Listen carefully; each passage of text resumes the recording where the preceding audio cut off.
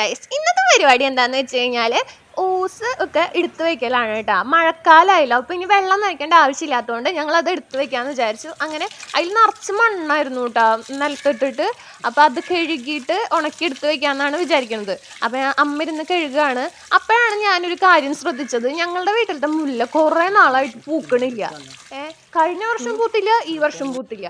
അപ്പോൾ ഞാൻ അത് വെട്ടിയിട്ട് വേറെ സ്ഥലത്ത് നടാമെന്ന് വിചാരിച്ചു. ഇനി ചിലപ്പോൾ എന്താണെന്നറിയില്ല കേട്ടോ. അത് കാരണം അതൊക്കെ വെട്ടി എല്ലാം വെട്ടിയപ്പോൾ അടുത്ത വേറെ മുല്ലയുണ്ട്. 2-3 സെക്ഷനായിട്ട് മുല്ലകൾ വളർന്നു നിൽക്കുന്നുണ്ട്. അപ്പോൾ ഇവിടേക്ക് പോയപ്പോൾ ഈ ഓന്തിനെ കണ്ടു.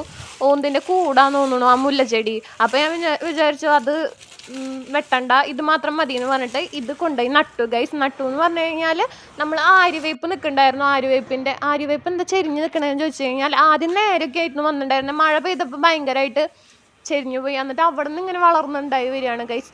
അത് കഴിഞ്ഞിട്ട് ഞാനത് നേരെ നട്ടു കേട്ടോ. അങ്ങനെ കുഴി കുത്തി ഇപ്പം മണ്ണിളകാനായിട്ട് വലിയ പ്രശ്നമൊന്നുമില്ല.